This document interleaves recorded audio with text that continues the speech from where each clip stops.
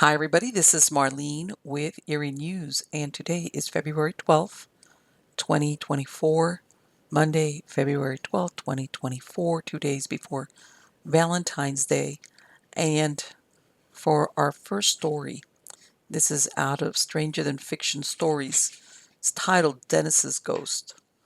Abraham Lincoln is widely claimed to haunt the White House, but his cousin, Dennis' friend Hanks, who lived with him in his childhood home in Indiana, was reputed to haunt the house he owned in Charleston, Illinois.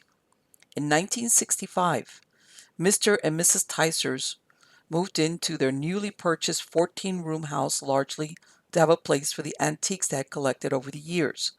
The spacious mansion cost them $20,000 and had once been the home of Abraham Lincoln's cousin, Dennis Hanks. It was not long, perhaps a month to 6 weeks, after the Ticers moved in and had finished the renovations that they began to feel there was something strange living with them. By 1967, the Ticers ran the Ticer House Museum and had daily tours of the home. The strange happenings varied from curious or annoying to ominous and startling. In 1970, Dr. Marie Neville Ticer, an Eastern Illinois University English professor, gave an interview to the Decatur Herald. She claimed Dennis was one of the ghosts who haunted the home, and surprisingly, within only a month, Mrs. Ticer had committed suicide in one of the upstairs rooms of the house. She left behind her 10-year-old daughter Neville as an orphan since Mr. Ticer had died the year before. This is what she described to the reporter. Quote, "Footsteps in the hall and no one there. A crash in the middle of the night where nothing has fallen. Rapping on the wall, the creak of a locked door opening. Strange sounds echo in the large old house on Jackson Street in Charleston, where Mrs. Marie Ticer lives with her 10-year-old daughter, Neville, and the ghost of Dennis Hanks, a cousin of Abraham Lincoln. From the damp, dark slave basement to the tower behind the house is filled with relics from other ages and with unexplainable sounds. Footsteps in the hallways are frequent," said Mrs. Ticer, an English professor at Eastern Illinois University. "Sometimes she hears the front door open and close, even though it is locked. During a snowy January day, there were footsteps in the snow outside, footprints that led away from the house but not toward it. None of the things that have happened here are frightening or grisly, for us in any way," Mrs. Ticer cautioned. Opening doors. "Large doors to the dining room cannot be closed," Mrs. Ticer said. "They always open again slowly and go all the way back to the wall. I was very flippant about the ghost. You see, I don't believe in them. I even took a candlestick down and walked around in the slave basement." Forster Ticer described where one day he was doing electrical work in the basement when he lost his balance. This, by the way, Forster Ticer is Mr. Ticer, the one who had already died. Described where one day he was doing electrical work in the basement when he lost his balance and narrowly missed falling into the wiring. He said unseen hands pushed him away and saved his life. In a damp, eerie corner of the basement was a small room with chains on stakes driven into the dirt floor. High barred windows had the bars bent wide apart, which lent credence to the story the house had once been part of the Underground Railroad. "That night," she continued, "all hell broke loose. There were footsteps in the basement first. I went to see if we had a prowler, but there was nothing. Then footsteps again. I felt it was incumbent on me to go again, but there was nothing there. I went back to bed. There was a tremendous crash. I had been reading, so I am sure it wasn't a dream." She found nothing had fallen over to have caused the disturbance. Convinced the noise had not been caused by a human agency, she returned to her room and went to sleep. When the Ticers began to trace the history of the 114-year-old house at 218 Jackson, 2 blocks west of Charleston's Courthouse Square, they found it had a list of notable owners. Mr. Ticer found the abstract listed the names of Dennis Hanks, Thomas A. Marshall, John Pierce St. John, and Isaiah H. Johnston. The first was Dennis Hanks, who hired an agent to purchase the property on his behalf. The agent instead bought the land, along with a log cabin Hanks had built there, and sold everything to Colonel Thomas A. Marshall, Jr., one of the founders of the Republican Party. The case of ownership came before the court, with Lincoln representing Hanks. Hanks lost the cause because it was found he was too young to own land. In 1853, Marshall demolished the cabin and constructed the house. A lawyer and politician, he was a friend of Lincoln. He also served as Illinois' lieutenant governor, Went on to become a state senator and backed Lincoln. Lincoln was a guest in the House in 1858 and in 1861. Marshall, who invested in railroad stock, took a loss during the Civil War and was forced to sell the house to John Pierce St. John in 1861. St. John was an ardent prohibitionist, would go on to become governor of Kansas. Isaiah Johnston owned the house from 1863 to 1907. He was founder of the Second National Bank of Charleston. Dennis Hanks taught Abraham Lincoln to read and write and described him in an interview as pondering all the while. Dennis married Lincoln's stepsister, Sarah Elizabeth Betsy Johnston. They were close enough that one day he pressed past other White House visitors and hollered, "Hey, you're a pretty president, ain't you?" He wept at the president's death but said, "I am dubious about us knowing each other in heaven." Hanks, a businessman, would outlive his cousin for many years. In 1892, he was hit by a wagon and died at his daughter's house in Paris, Illinois. The Ticers' neighbors were not casual about Dennis. A piano playing in the night drove a neighbor girl out the door when she was spending the night. Another neighbor, who borrowed a pillow and blanket when the Ticers were away, felt something brush past her on the stairs. When she reached the bedroom, she felt a presence between her and the bed. In 1967, 3 raps were heard on the wall. That same day, Mrs. Ticer's cousin died in New York. Another time, she saw a reflection in an outside window. It was a tall, dark man. She described it as he was perfectly solid, not phantasmagoric. He was about 6 feet tall with an aquiline profile. He wore an unbuttoned jacket with slightly full sleeves, a vest, trousers, and a shirt with no collar. Boys doing yard work did not see him. However, she saw his image again in the reflection. Despite having no proof of the identity of the so-called ghost, Mary Ticer called him Dennis. This is the obituary that they gave for Mrs. Ticer. On March 11, 1970, Marie Ticer, 49, was found dead by her daughter Neville in the upstairs bedroom of her home. All indications were that it was a suicide in which Mrs. Ticer had shot herself with a .22 caliber pistol.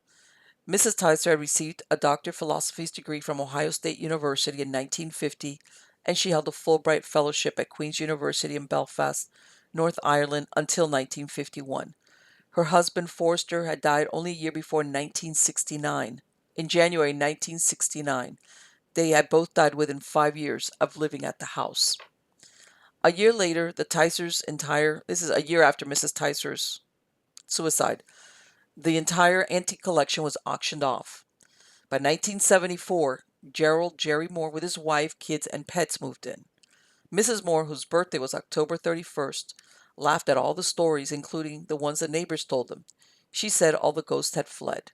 According to legend, the bloodstains on the floor from Mary Ticer's suicide continued to appear no matter how many times they were scrubbed away.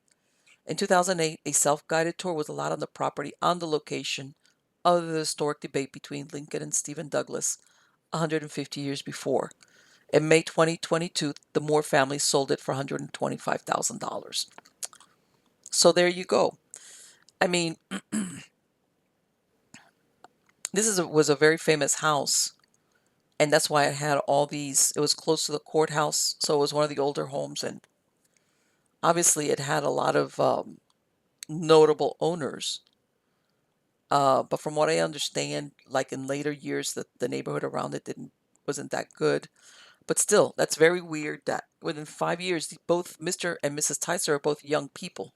When I mean young, I mean she was 49. I'm sure he must have been the same age, 40s, 50s, that they died. That's very unusual. And what's, I think, most sad is that their daughter found her body. Okay, the next story is out of also Stranger Than Fiction stories, and it's titled Murder at Matanzas Inlet. In 1875, Henry Keach came to St. Augustine, Florida, and established a farm a few miles away at Matanzas Inlet, named for the massacre of French sailors decades before. Little did he imagine that death stalked him as well. Henry Keach came to St. Augustine from Wisconsin in 1873.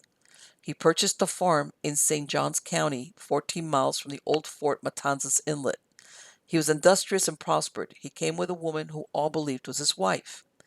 A.J. Smith Newton, calling himself a land prospector, came to the area supposedly to scout out properties to invest in. His arrival coincided with the absence of Mr. Keach at the town. Known as a prompt man by his neighbors, Mr. Williams, a business associate, came to his house to investigate. Once he arrived at the farm, he found an atrocious murder. Mrs. Keach was shot 3 or 4 times and the house was ransacked. There was no sign of Henry Keach. Williams raised the alarm with the neighbors, who came and searched the area. Groans led them to the river landing. Henry Keach was found to have been shot various times in the head and his throat was slit. He was taken to the city for medical attention. Two search parties were organized, made up by old hunters called crackers, which knew every foot of the country perfectly. They traveled shy of 100 miles in search of Mr. Newton, who they suspected was the murderer. Neither whip nor spur was spared, and they found him in Volusia County near Mellonville, where he was making his way on foot to the St. Johns River. He had abandoned a horse he had taken from Keach. He was described as speaking Spanish like a native, was rather small with blue eyes and whiskers. He had a large scar over his right eye and used H like a Cockney. Once under arrest, he said again his name was J. Smith Newton, and he was born in Buenos Aires, Argentina, of English parents. He said his purpose was not robbery, but revenge. He said the woman known as Mrs. Ellen Keach was not Keach's wife, and that the real Mrs. Keach lived at Fond du Lac, Wisconsin. Keach had deserted her and took up with the supposed new Mrs. Keach and fled to Florida.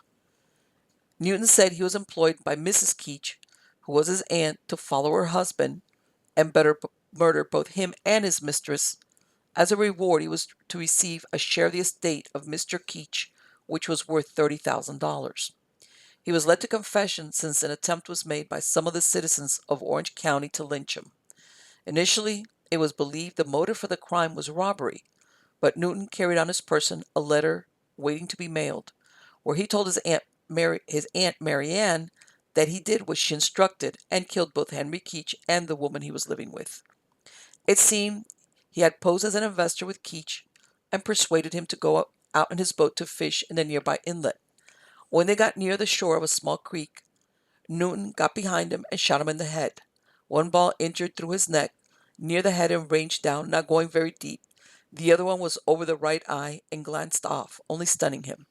Newton then took him out of the boat and threw him into the marsh. To make sure the job was done right, he pounded Keach's head into a pumice stone. Then he cut his throat from ear to ear. The police laid a trap for Mrs. Keach and sent to the letter Newton had written her. Marianne Keach, upon hearing what she thought was news of her husband's death, went to Florida and was arrested, and worst of all found that her husband was still alive. The perpetrator's real name was William Newton. In October 1875, Marianne Keach Nee Green was convicted for her part of the murder of Ellen Hunt, alias Ellen Keach, as accessory before the fact. During the trial, a testimony described where Henry Keach married a woman known as Marianne Newton about 1850. After 20 years, they quarreled and divorced. He left to Florida, promising to record certain property that was supposed to come to her as part of the divorce proceedings before leaving Wisconsin. He never did pass the properties to her. It took Marianne Keach 3 years to find the whereabouts of her husband in Florida. She hired her nephew, William Newton, to kill them and obtain the title deeds, which the court had decreed her. There was no sentimental motive behind her actions, strictly a monetary one. The newspapers described Marianne Keach as the murderess, quote, as the murderess is a burly woman with a countenance that does not belie her nature. She received her sentence with the most stolid indifference, gazing at the judge with a defiant look and seemingly anxious to get upon the platform and wring his neck, end quote. William Newton and his aunt were found guilty and sentenced to hang, but in April 1876 the Supreme Court reversed the sentence of death for both of them, and they were to be retried with a change of venue. It's unknown what sentence, if any, was handed down for Marianne Keach, but she returned to Wisconsin and married 3 more times. She outlived all her husbands except the last one. She died in 1918, age 72. Henry survived the brutal attack. However, he never left Florida and died in 1903, age 75. William Newton was spared the hangman's noose, but was instead sent to serve a life sentence. In March 1879, convicts employed by Mr. Chairs near Live Oak in Leon County made an attempt to escape. One was killed and another wounded, but Newton and another man escaped. In May 1880, a skeleton was found in a marshy area which was believed to belong to Newton. It's thought he was ignorant of the localities, and after he escaped from prison, he wandered through the woods and swamps until exhausted. Let me tell you, I know these areas. That area, if some of these areas up there in Leon County are desolate now, especially if you go into the swamp or the whatever. So back then, I could see where this guy decided he was going to escape, but didn't really think it out too well, like how far or what direction to go in. I guess the opportunity presented itself and he took it. Okay, next story is out of Moon Mausoleum and is titled The Ghost Crowd of Leap Castle or Leap Castle. Not sure how to pronounce that. But I'm going to pronounce it Leap for anybody that's saying you're pronouncing it wrong. Sorry. In the Leap Castle in Ireland, the ruthless clan O'Carroll left a trail of blood. Many of their victims came back as ghosts haunting the halls of the castle, as well as a mysterious spirit known as the Elemental that might have been there since Druid times. Leap Castle is a place steeped in mystery and dark history in the heart of the Emerald Island. It is known as one of the most haunted places in the world, with tales of murder, betrayal, and torture dating back centuries. The castle's dark past has earned it the title of the most haunted castle in Ireland, and it is not hard to see why. From the notorious O'Carroll family who ruled the castle to the terrifying tales of the elemental that haunts its halls, Leap Castle is a place that sends shivers down the spine of even the bravest of souls. The very history of the castle is steeped in bloody red, and even how it got its name is a history of death and insanity. Originally, Leap Castle was called Liam. I don't know how to pronounce this in Gaelic. Liam Ubanan. This means leap of the O'Bannons. According to this legend, there were two brothers that were having a contest of who was to lead the clan. To decide this, they had a contest of bravery. Whoever survived after jumping from the rocks where Leap Castle was built was to be the next leader. When Leap Castle was built is up for debate, some citing everything from the 1200s to 1500s. Some think it was a sacred place for Druids before a castle was built on the site. It is also said to be the castle in Ireland that has been inhabited the longest. The Leap Castle was used as a stronghold for the O'Carroll clan and said to be the most fortified castle in the country. The O'Carroll were a Gaelic Irish clan and were known for being ruthless and bloody, something that supposed hauntings going on the castle echoes. It stayed with the O'Carroll clan until it was conquered by an English soldier called John Darby of the Cromwellian forces. The Darbys kept the castle from 1642 to 1922. Then it was looted in an uprising and burnt to the ground in the Irish Civil War. It was abandoned until 1974 when it was bought by an Australian that started the restoration work that continues to this day. There have been countless reports of ghost sightings at Leap Castle over the years. Many visitors claim to have seen the elemental, while others have reported hearing strange noises and feeling a sense of unease when they enter the castle's haunted halls. There's said to be a woman said to haunt the place wearing only a red cloth covering her face. She is always seen screaming loudly. An old man has been seen numerous times sitting peacefully by the fire in the main hall. In the remains of what is called the priest house, there is a burly man in rough clothes, like a peasant. He always pushes a heavy barrel up the back stairs of the wing, near the servant's bedroom, and when just at the top, the barrel rolls down and all disappears. Here there's also a monk with a tonsure and cowl, walking in at one window and out another. The elemental is perhaps the most famous ghost associated with Leap Castle. It is said to be a malevolent spirit that haunts the castle's halls, wreaking havoc on anyone who crosses its path. The elemental is said to be a manifestation of the anger and pain that was inflicted on the castle's former inhabitants. The elemental is described as a tall, dark figure with a foul stench. It is said to have no face and no discernible features, but it radiates a sense of pure malevolence. The spirit is said to be particularly active in the Bloody Chapel, where it has been known to attack visitors. There are many theories about the origins of the elemental. Some believe that it was summoned by the O'Carroll family as a means of protection, while others believe that it is the result of the castle's violent history. Some think it could be the spirit of Gerald Fitzgerald, an Earl of Kildare. According to the legend, he was a practitioner of magic and tried to take over the castle many times in the early to mid 1500s. Or could it perhaps be a spirit of one of the O'Carroll clan that died in the castle from leprosy?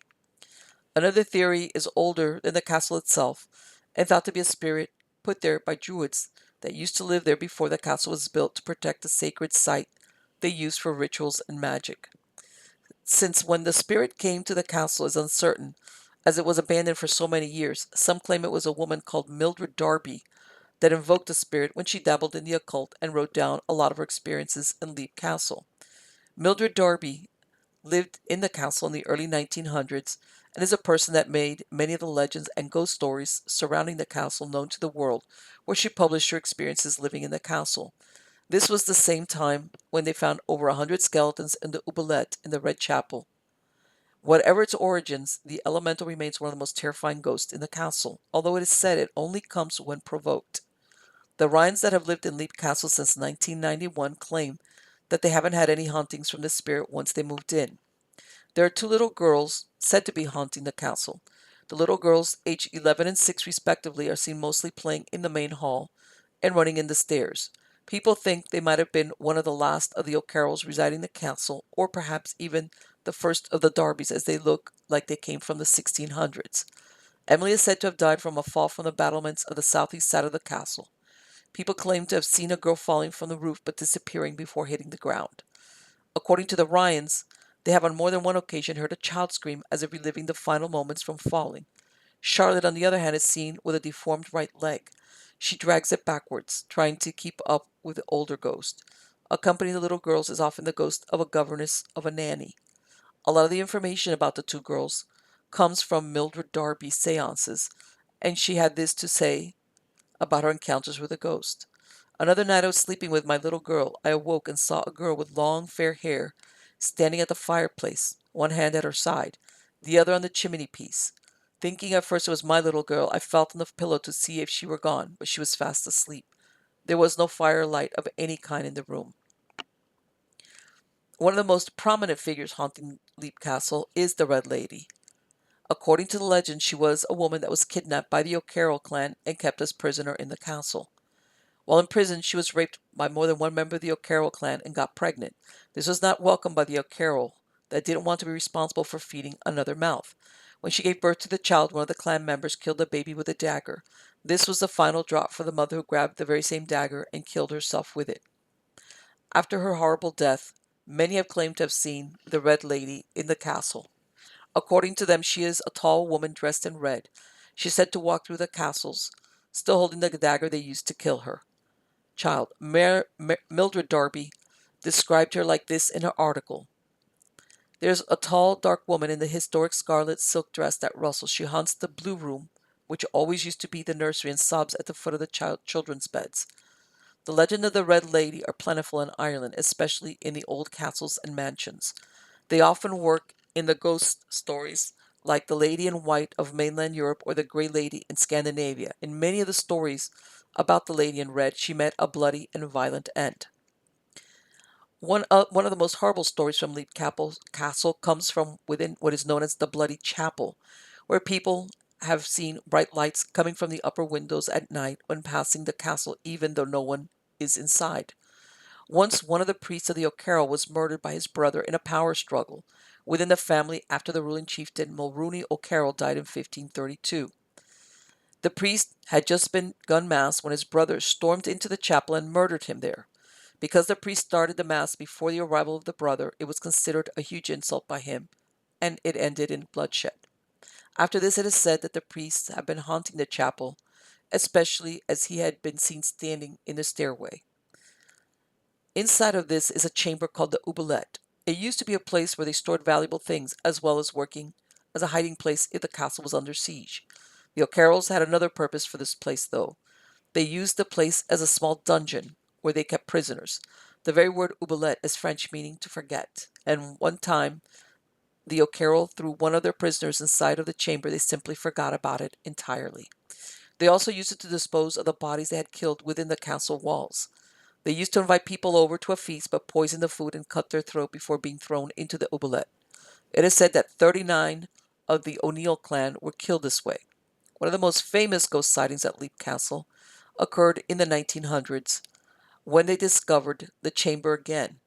A group of workmen were repairing the castle when they discovered a secret room hidden behind a wall in the Red Chapel Inside the room, they found hundreds of skeletons, according to the stories. Since the discovery of the room, there have been countless reports of ghostly activity in and around the castle. Visitors are reporting seeing apparitions, hearing strange noises, and feeling a sense of dread when they enter a certain part of the castle. Despite the many ghost sightings, however, the castle remains a popular tourist attraction. Its haunted reputation has earned its place in the heart of ghost hunters and paranormal enthusiasts from all over the world. From the horrors of the Bloody Chapel to the malevolent spirit of the Elemental Leap Castle is a place that sends shivers down the spine of even the bravest souls. Yeah, there you go. I was going to tell you there. That's a cast of hundreds that could be the ghosts there, right? All right, going back to Stranger Than Fiction stories. Next one is titled The Mystery of the French Shipwreck. One of the greatest mysteries of the Great Lakes region is the fate of the ghost ship Le Griffon, which disappeared in 1679 while on its maiden voyage.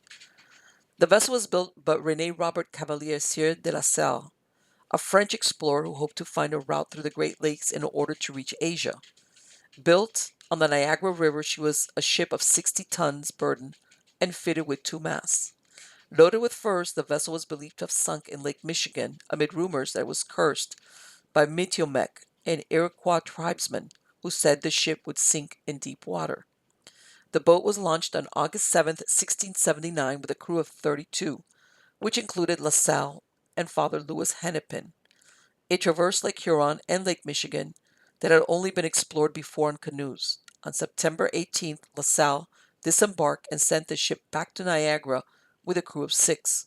After a stop at Washington or Rock Island, neither the vessel or the crew were seen again. The ship was navigated by pilot Luke or Lucas, a giant Danish or Dutch man, and 5 able seamen. After the ship disappeared, La Salle sent Chapelle and LeBlanc to circumnavigate Lake Huron, but nothing was found. The following spring, La Salle found bits of a wreckage at Michilima. I could tell these are Indian names. Michilimackinac Island, a bundle of furs, a hatch, a cabin door, and a flagpole. There are different versions as to what happened to Le Griffon. Father Louis Hennepin said it was claimed by a violent storm. Others believe natives set it on fire after they boarded and killed the crew. Lastly, the Jesuits are believed to be responsible for the disappearance. In 1928, H.G. Tucker lectured on La Salle and that the ship Le Griffon was wrecked on Manitoulin Island in Lake Huron. This was based on claims of lightkeeper Albert Cullis dating back to 1898, saying he found remnants of the ship on the western edge of the island. Results of testing, some of the artifacts were disputed. Many of the recovered artifacts were lost and the wreck was washed away in 1942. Tucker claimed to have visited the wreck, which followed the drawing made by Father Hennepin. He described what he found thus, quote, the heavy oak crossbeam, which held the rear poop housing, is 15 inches square, fairly sound in the center. She was built almost solid of wood held together by innumerable heavy iron bolts. One of the fore and aft oak timbers is cracked, and out of this crack has grown a black cherry tree, much battered but still living. I obtained 2 rammers for muzzle-loading cannon and other articles showing the vessel to have been armed. A round solid shot was found near the wreck. A round solid shot was found near the wreck. Is now found near the wreck and is now owned by Crown Attorney McRae of Gore Bay. About 10 years ago, John Francis, an Indian 90 years of age, told the postmaster at Meldrum Bay that his father, who had died many years before, had seen the wreck when a boy, and he also died over 90 years of age. End quote. He said that 6 skulls of white men were found many years before in a cave by the wreck. One of these was that of a giant, which corresponded with Luke's, the pilot in charge, and the other belonged to the 5 able seamen that accompanied him. H.G. Tucker, an attorney who died in 1929, had seen weathered timbers as a youth, which he later came to believe belonged to the Griffin. He was a student of historian Francis Parkman, who authored The Jesuits in North America in the 17th century. He told of John Francis, who when he was 90 years old, said that his father, who lived to be as old as himself, had known of the wreck from his youth. Tucker believed the wreck had wedges of native copper between the seams of the plankings and that bell-shaped pieces of lead found near the wreck were rammers for a brass cannon. A round shot found miles away were in the possession of Crown Attorney McRae. Tucker believed the loss of the ship spurred LaSalle to name the post he built afterward as Crèvecoeur, which translates to Fort Heartbreak. The small burned pieces of a wreck near the Mississauga lighthouse and called by the Indians the white man's ship was believed by several historians besides H.G. Tucker to be what was left of Le Griffon. According to island reporter Grant Turner, a local lighthouse keeper named W.A. Grant witnessed natives taking lead from the seams of the ship to be used as fish weights and bullets. Other sources described a relic, which was a 3.5-inch swab found next to the wreck, supposedly used to load a cannon. In 1931, Charles Henry Snyder with the Toronto Evening Telegram wrote about the find. Historians George Fox and Roy Fleming visited the area of Cayuga Creek to sample oak trees for their research on the Manitoulin shipwreck. He described where they recovered a bolt and sent it to metallurgist Sir Robert A. Hatfield in London, who found a high phosphorus content that indicated it was manufactured before the 18th century. The wood sample was found to be white oak, which didn't match the trees grown near the Niagara River. There was one different local legend pertaining to the discovery of skeletons inside a cave on Manitoulin Island. In one of it was Mennonite hunters who found the complete skeleton that was nearly 7 feet tall with a pumpkin-sized skull. Another was made by lighthouse keepers Cullis and Holdsworth in 1934, in which tokens were found near the remains, one square, one triangular, and two circular. They were believed to be buttons with French insignia. There was also reports of a brass or silver watch recovered by the skeletons.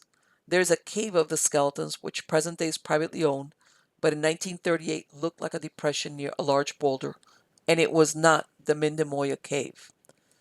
The skulls supposed to belong to the crew were kept at the lighthouse, a mile and a quarter from the wreck for some time, and were supposedly thrown into the lake by a keeper when a violent tempest threatened to sweep away the lighthouse. This supposedly happened around 1890. In 1899, during the time William Cullis was the lighthouse keeper, he along with his helper John Holdsworth were trying to unearth a rabbit, which dove into a hole close to the wreck. From inside they found a battered silver watch case which was badly oxidized. The works were ruined and there were no identifying marks. Cullis kept the watch, but he died in 1924. No one knows what he did with the watch. The hole into which the rabbit disappeared was found to be a fissure connecting with the cave where the skulls were found. The further adventures of René Robert Cavalier Sieur de La Salle. The La Salle family was well off and lived in Rouen, France. René Robert's older brother, Jean, became a Sulpician priest, and in 1660, Robert took initial orders with the Jesuits. Forced to reject his father's legacy in order to join the order, he traveled to North America as a very poor man. 7 years after he joined, he asked to be released from the Jesuits, citing moral weaknesses. He was granted a seigneury on the island of Montreal. He set up a village and learned the language of several tribes who lived in the area. La Salle undertook several expeditions from 1669 until 1684. In that year, he departed France back to America with an expedition, hoping to establish a French colony at the mouth of the Mississippi on the Gulf of Mexico. The expedition, which included 300 colonists, were harassed by pirates and Indians. One was taken by pirates in the West Indies and another sank in Matagorda Bay. It was the La Belle, which finally landed in what is present-day Victoria, Texas. The ship ran aground and sank, stranding those at the settlement. Meanwhile, La Salle had marched eastward, trying to find the mouth of the Mississippi. Near to what is present-day Navasota, Texas, some of La Salle's men mutinied, and he was ambushed and killed by Pierre de Haut on March 19, 1687. James Hames shot de Haut, and in the following weeks, and others in the groups were killed. By 1688, the colony had been decimated, and the remaining 20 were slaughtered by the Karankawa-speaking Indians, who took 5 children as captives. Eventually it was learned that there were 15 survivors of the original 180 people, minus the ones which left with La Salle to find the mouth of the Mississippi, and were not at the fort during the massacre. The 5 children who were kidnapped and the 10 adults who were later captured all went to live with the Indians. They would later be rescued by the Spanish. In 1995, the ship La Belle was found in the mud of Matagorda Bay. Kathy and Steve Liebert found a bowsprit which they believe was the wreck. This is what's recently happened with the discovery of the Griffin. Kathy and Steve Liebert found a bowsprit which they believed was the wreck of the Griffin in 2001 near the small uninhabited Poverty Island in Lake Michigan, but the details were not known until they released their book in 2021 titled Le Griffon and the Huron Islands, 1679, Our Story of Explorations and Discovery. From 2002 to 2013, they battled the state of Michigan over ownership of the artifacts. Steve Liebert said there was no fire damage to the remains, and he believes the ship sank due to severe weather. The Griffin would go on to become a ghost ship being sighted on moonlit nights with her crew on board chanting a dirge. So there you go. That's the last, and I guess from what's left, from what I've read, it sounds like there's a very good possibility that that's what it is, but I don't think they have found something that conclusively says this is the Griffin, but who knows. Next story is out of Stranger Than Fiction Stories and is titled The Dead Man at Devil's Elbow. What was left was just a skeleton found in a pine stand at a place called the Devil's Elbow. October 30th, 1886, Palatka, Florida. Boy hunting found him. His head lay to the roots of the pine tree, and his flesh had been completely stripped off by animals and buzzards. The condition of the clothes indicated he had been dead several months, and that he might have been the victim of the prior winter's freeze. The clothes consisted of an overcoat and a neat suit. The pants were stuck into the tops of the boots. The linen shirt had 2 gold studs in the bosom. They were inlaid with pearl, and in one of the pockets was found a Waterbury watch. There was also a fine knife, an ivory-handled watch key, and a pencil inside the pockets, but no papers or money were found. In one corner of a silk handkerchief was the name D. Stedman, plainly written with indelible ink, but there was nothing else to identify the body. The upper teeth of the man were false, set in a rubber plate. The overcoat was stained red in places, but it was unknown if it was red paint or blood. It was judged the man was Caucasian, measured about 6 feet in height, and he was neatly dressed. From scraps of hair that were still attached to the skull, as he was probably 40 or 50 years of age, since the remnants were sprinkled with gray. Strangely, Judge Houghton declined to hold an inquest over the remains and ordered the bones buried. However, a day after the discovery, the young man who found the skeleton and who worked in the orange grove belonging to Martin Griffin described where several months before 4 or 5 men who he described as hard cases and which were intoxicated were walking in the area where the bones were found. A few days later, he noticed buzzards congregated there in large numbers, but he thought it was the carcass of a dead animal they were eating, so he didn't pay any attention. Now he believed this man was killed by his companions. This story put into doubt the theory the stranger had died due to the freeze. 2 days later, E.T. Gale, the coroner, claimed there was a strong suspicion the stranger was murdered, since it seemed the skull was split at the back as if by a sharp instrument of some kind. This reinforced the theory the man had been the victim of foul play. A tramp that worked in the area where the bones were found spoke of stealing a hatchet from a house. It was decided to search the grounds in case they could find the hatchet, which might turn out to be the murder weapon. Nothing was ever found. On December 11th, 1886, a letter was received from New Haven, Connecticut. It read, quote, "A friend of mine tells me that a month ago he saw in your paper an account of the finding of the body of a man back at Devil's Elbow. Will you kindly send me a copy of the paper containing the item? E. M. Andrews went from here early last year and set up a sawmill at the land. He went from there to Jacksonville January 1st, 1886, and has not been heard from. Yours truly, F. B. Farnsworth." End quote. It turned out that since September 1886, there was an ongoing search for E. M. Andrews, who disappeared into the wilds of Central Florida since the first days of 1886. It took a year for a connection to be made between his disappearance and the bones found at the Devil's Elbow. E. M. Andrews had left for DeLay in Florida in January with thousands of dollars worth of sawmill machinery to start a new business. However, 9 months later, he had disappeared. A member of the Masonic Lodge in Connecticut asked Mr. Perkins with a lodge in DeLand to help in locating him. Behind the scenes, the two mysteries were joined, and the story of a Mr. Andrews and the man's skeleton disappeared from the newspapers. That is until February 1889, over 2 years after the discovery, when a small article was mentioned in a Connecticut newspaper referring where E.M. Andrews, who was murdered in Florida in January 1886, was declared dead, and the Masonic Lodge he belonged to paid benefits to his widow.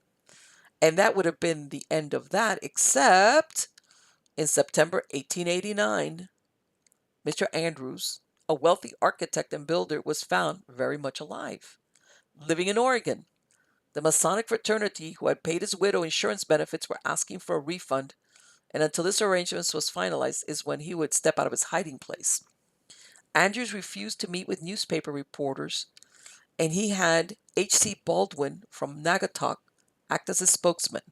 Turned out that he had been living in Portland, Oregon, where for a time he spent time as a young man. What he had done since January 1st, 1886 remained a mystery. There were some dark hints of a southern romance. Others talked of a mental aberration from which he had just recovered. Andrew's life, until his strange actions, had been anything but unusual. He served in the Union Army during the Civil War and was wounded in the arm. He graduated from Yale Scientific School as a civil engineer in 1876. This was the same year he married Julia Maria Hill. They moved to Naugatuck in 1881 when he received the commission for the erection of the town hall. He went on to design other buildings, and along the way he made a host of friends. Most of them were men of influence in the town. Evelyn Marcellin Andrews, which is what EM stands for, was described as a man of more than medium height, with sandy beard and dark eyes. He was considered a shrewd businessman, and he was an interesting talker on familiar subjects. He got investors in Connecticut to back him on a venture in Florida for the sawmill. He went in a schooner fitted out expensively at New Haven and landed at Palatka, Florida. He went up the St. Johns River to DeLand, and then 4 miles further into the swamps and forest of Highland Park, where he established the second largest sawmill in the state. This was on the land of Major Norris, who also advanced the money to get the enterprise started. Perhaps he saw the potential when 5 new railroad lines were attracted to Palatka during the 1880s, and tourist lumber and the citrus industries were growing. However, in 1884, a great fire wiped out the entire business district, and instead of rebuilding with wood, the structures were made from brick. He obtained a large railroad contract, but after that he failed disastrously, lumber going to $8 and $10.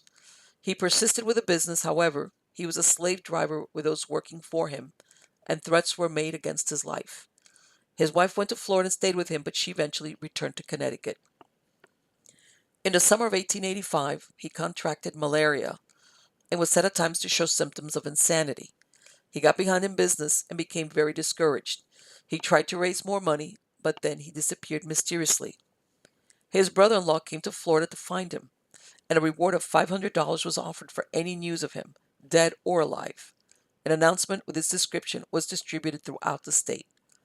He was last seen alive in the land on December 28, 1885, and on January 1st, 1886, he was seen at Whiteman and Christopher's store on Bay Street, Jacksonville. His partners attempted to carry on the business without him, but the following year the whole place burned down, and without insurance they had no funds to rebuild. The evidence that Andrews had been murdered by some of his help was thought to be conclusive by the Masonic fraternity to which he belonged.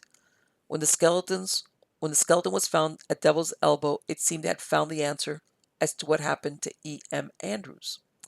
It was supposed that now that he had been found alive, many suits were apt to follow. Perhaps this was why he was slow to return from the West Coast. In October 1889, his wife received a letter from him, written in California. He did not return to Naugatuck until 2 months later. However, he gave no answers as to how he had amassed a small fortune of $20,000 during the 3 years he had disappeared. When he returned to Connecticut, it seemed all was not well with Mrs. Andrews, who for a few years believed herself to be a widow. He arrived at their home only to find it empty, since she moved in with her father and Musa, and she had no plans to return. He went to live with his sister in New Britain, where he would remain for many years. They would remain married until their respective deaths, but never shared a household again. In 1898, he made ready to set out to the Klondike with a machine that melted icebound ground in winter. This was a process used in digging for gold. What became of the venture is unknown. However, he continued to do business in Connecticut, and in July 1891, he bought land with plans to divide it into building lots. His wife Julia died in 1918 and was interred at the Hill family plot. Evelyn Marcellin Andrews died in 1934 at the age of 90. He was buried at New Rock Landing Cemetery in Haddam, Connecticut. There is one mystery that remained unsolved. Who was the unfortunate fellow who met a grisly end at the devil's elbow? See, they thought that apparently when all these Masonic brothers in Connecticut and probably his investors started to investigate, they heard these stories how he was, whether he was a real slave driver or whatever, that basically, his people work for him didn't really have good feelings toward him. So they assumed between what was said that that was his body and that he had been killed by his workforce. And they took it from there. And all the time, of course, when they put out all these flyers and everything in Florida, if he was at Jacksonville, I mean, he was smart. He went to the other side of the country where nobody had heard of E.M. Andrews, wasn't going to be a C in a flyer, or had no idea whatsoever about anything having to do with Florida. And it doesn't really specify how they found out or why he came forward 3 years later. And again, how did he make $20,000? Which, by the way, $20,000 during those years was a considerable amount of money. So there you go. And of course, who was the poor guy? Who was the poor guy that got found out there in the bush? And obviously, this is what's really unusual. If you look at the description of that obviously it was somebody that had some type of money, but then you think, was it robbery? But normally, a lot of these items, the watches, they would have been taken. So there's something weird about that murder in and of itself, as it being more than just robbery. Okay, next story is out of Phantoms and Monsters, and is titled Interdimensional Reptilian Attack, the Exorcism of Clarita Villanueva. The following case was forwarded to me by my colleague C. Radu. I contacted the original webmaster who permitted me to repost the incident and particulars. I also added more information. Quote, in the course of years of intensive research and subsequent lecturing about the reptilian influence in the UFO phenomena, this researcher has documented hundreds of cases regarding reptilian alien contact. According to the statistical analysis of these reports, the reptilian species appear to be split in their attitude towards humanity. Many reptilian aliens appear to people as non-emotional creatures intent on performing acts that are considered by humans as evil or malicious. Some reptilians, on the other hand, contact humans and engage in acts considered benevolent or highly spiritual. These contrasting reports indicate that although we may live above an underground and dimensional domain that is managed by a primarily negative species, just as within the human race, some reptilians are attempting to shift the balance of power towards a positive polarity. When a person encounters a reptilian alien that displays hatred or contempt towards them, it is extremely difficult to try to get the experiencer to recognize this duality in their behavior or to accept the possibility that benevolent reptilians exist. In contrast, when an individual makes contact with a benevolent reptilian, they tend to believe that all reptilians are spiritually enlightened and welcome reptilian alien contact without reservation. This can be extremely dangerous to our being able to maintain an objective perspective regarding this phenomena. This report is written for the experiencer who believes that all reptilians are beautiful and wonderful beings. Beware, they are not all alike. Some reptilians, physical or non-physical, are very evil creatures that are intent on causing physical and psychological torture. Many women and men have been their targets. Some of their victims survive to live a normal life, while others endure endless days and nights of terrifying memories. If your beliefs are that the reptilians are only harbingers of beauty, love, and healing, however, it is vital to your soul to read the following. The case is titled Interdimensional Beings Attacking Human Female. The subject was Clarita Villanueva, female, location Manila, Philippines, date May of 1951. The witnesses were listed as Dr. Mariana Lana, an attending physician, Arsenio Lascon, the mayor, two local constables, and several newspaper reporters. Quote, it was a sultry May evening in 1951, and the Manila police patrols were expecting trouble. There was a smell of it in the air, and it was as safe a prediction as the storm warning which was being made by the distant rumble of the approaching thunderstorm. That was why a patrol car sped instantly along the main street when they received a message that a crowd was gathering outside one of the waterfront bars. The car skidded to a stop as a terrified scream rang out. Forcing their way through the watching crowd, the constable saw a girl rolling about on the ground. She was shouting, "Keep it away from me! Keep it away! Oh, please! Won't someone help me? I can't stand the pain." But there was nothing anybody could do, for there was no one there near the girl. The shocked policeman clearly saw teeth marks appearing on the girl's arms and neck. As nobody else moved to help her, the crowd just watched in superstitious horror. The constable sprang forward and carried the frantically struggling girl to the car, manacled her, and drove at top speed all the way to headquarters. All during the journey, she fought against the manacles, screaming and sobbing, "Please call the thing off. It's biting me to death. I can't stand it anymore." But there was little the policeman could do. In fact, there was nothing anybody at the headquarters could do but summon the police doctor. At first, they suspected that the girl, Clarita Villanueva, had been taking drugs or drinking, but there was a more macabre, inexplicable reason for it all. A reason so fantastic that at first it even fooled the police medical officer, Dr. Mariana Lara, who gave her one quick look and snapped, "She's having an epileptic fit." The policeman next took Clarita to a cell, ignoring her pleas not to leave her alone. As the cell door slammed, Clarita collapsed to the floor, sobbing bitterly. A few minutes later, she started screaming uncontrollably, and this time the two policemen came running. The distraught girl moaned to them, "The thing is coming at me. It's coming through the cell door, as if it weren't there. Whatever it was looked like a man," she claimed, "but had big bulging eyes and wore a cape over its shoulders, and it could float in midair." The policemen let themselves into the cell, but they could see nothing. All they could do was try to calm the girl. Yet, even as they watched, more and more bite marks began appearing on her arms. This time, the policeman decided to send for the chief of police, the mayor, and once again, the medical officer, Dr. Lara. They arrived, and everybody agreed that the bites could not possibly have been self-inflicted, for no one could bite herself on the back of the shoulders. Yet Clarita clearly was being bitten there. Eventually, the exhausted girl fell asleep, and in the morning she had to appear in court to face charges of vagrancy. But just as she was being taken into the court, she screamed that the thing was back. The two policemen beside her saw teeth marks, deep and painful looking, on her arms, hands, and neck. Several newspaper reporters, court officials, and Dr. Lara also stared at them in sheer astonishment.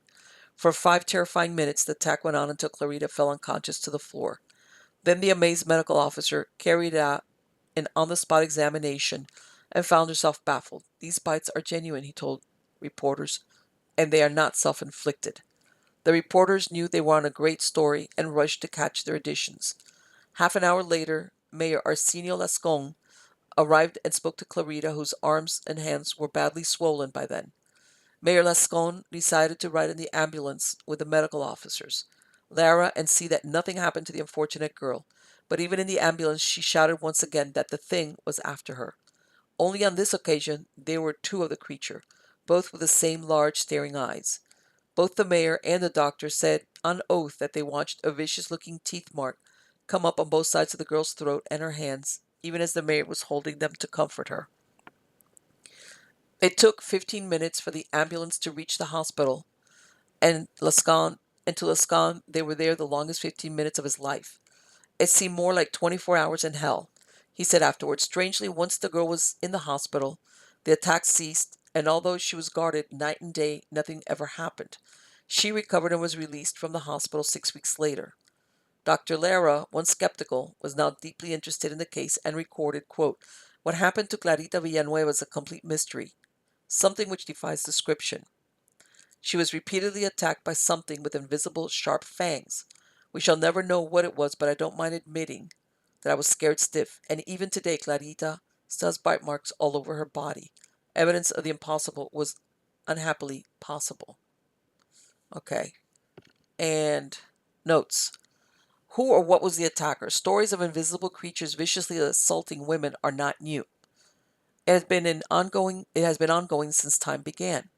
Clarita Villanueva described the creatures having large staring eyes, the ability to move through solid matter, and wearing a cape. This report is remarkably similar to those of women who claim to have been sexually attacked by interdimensional reptilian beings. This case was remarkable in the fact that her attack was witnessed by so many bystanders.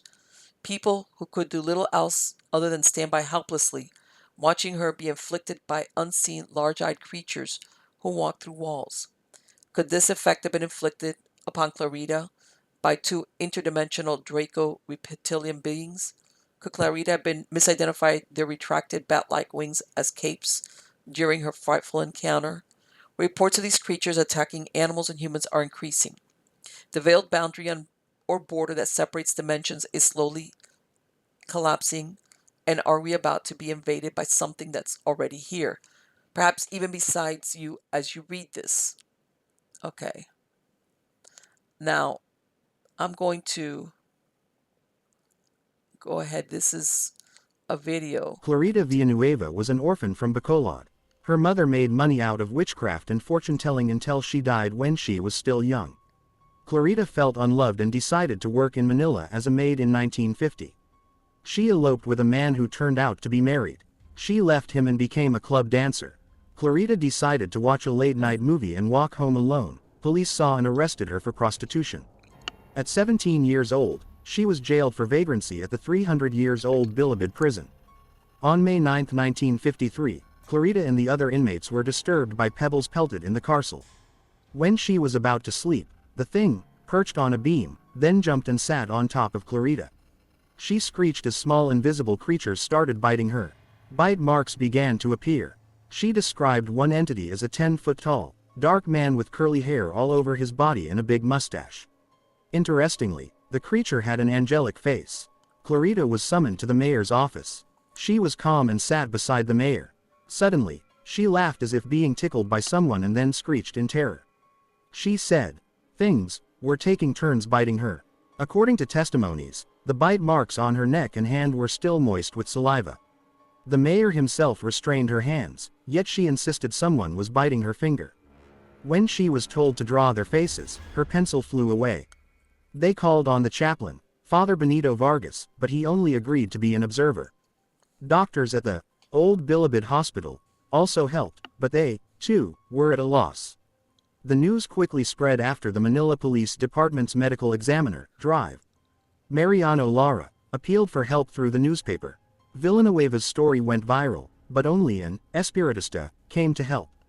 Dr. Ramos came to the prison to interview Clarita. He was a skeptic and accused her of acting to get attention. When he confronted her, Clarita gazed at him and slowly said, "You will die." The next day, the doctor's heart stopped at the same hour, and he died. After the deliverance of Clarita, the pastor warned the rest of the inmates to pray as well. The devils could attack them as well. However, a woman beside her cell made fun of the deliverance. As the demons came out from Clarita, she began to scream and became unconscious. Teeth marks appeared on her body. Chief Prison Officer Captain Ganibi was Clarita's custodian. Annoyed, he kicked Clarita. The day after Dr. Ramos died, she asked the captain for the small crucifix she often wore. The captain didn't know where the cross was. Clarita said, "It's in your pocket." The captain was stunned to find it and handed it back to her. Clarita cursed him to die. A few weeks later, the captain lost weight and died like a wilted plant 4 days later. Protestant missionary pastor Drive Lester Sumrall was building the Manila Bethel Temple, known today as the Cathedral of Praise. He heard the news on DZFM radio, and the Holy Spirit pressed on his heart to help Clarita. Pastor Sumrall couldn't sleep for 3 days. He begged God to send someone else. "It was a very sad moment for me," said Pastor Sumrall, yet he knew he had no choice but to obey God. Clarita was brought to the room where Lester Sumrall was. Suddenly, she screamed violently and said, "I hate you." Clarita only spoke Filipino, yet she hurled insults at Dr. Sumrall in English. The first day for deliverance seemed to have failed. That evening, a newspaper said, "The thing defies Pastor." Dr. Sumrall felt he needed to pray more and fast this time. Clarita, I have come to deliver you from the power of these devils in the name of Jesus Christ, the Son of God, said Dr. Sumrall. Suddenly, Clarita became so angry and screamed, "No! No! They will kill me!" Then she fainted. Afterward, the demons using Clarita began to curse the pastor in the vilest possible way. They said they would never leave her. Later, Clarita became quiet. Everyone was tired and in tears. They thought it was over. After spending time in prayer and fasting, Lester Sumrall and other Christians began the day by breaking the bread and singing. As the battle resumed, they felt a sense of peace. Dr. Sumrall declared, "In the name of Jesus Christ, I bind every power of the devil and command you to be free from this moment, in Jesus' name." Almost immediately, Clarita said, the demons left through the windows. Everyone thought it was over when suddenly, the devils returned.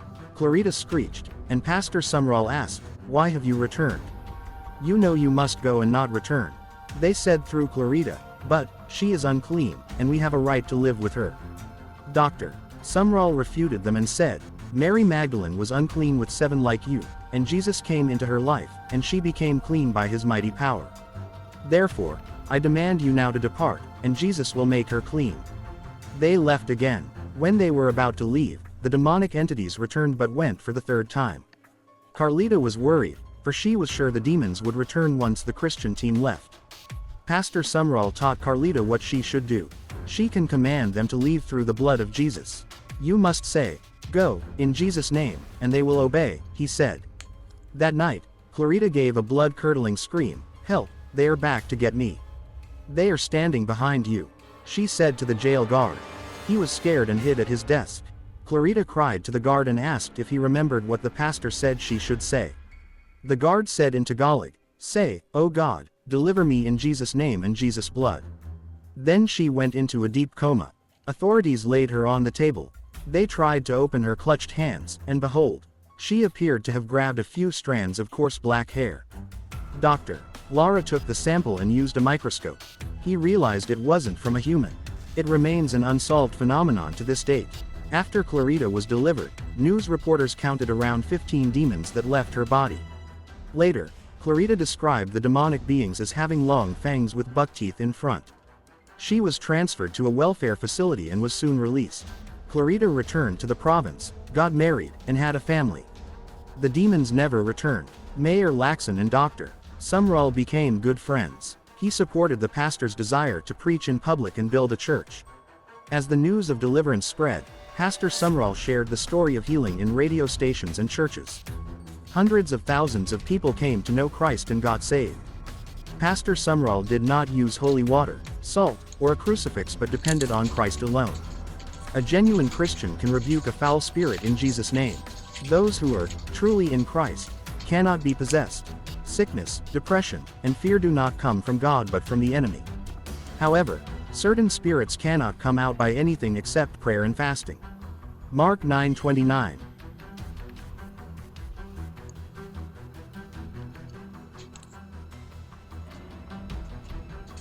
So what did you guys think of that?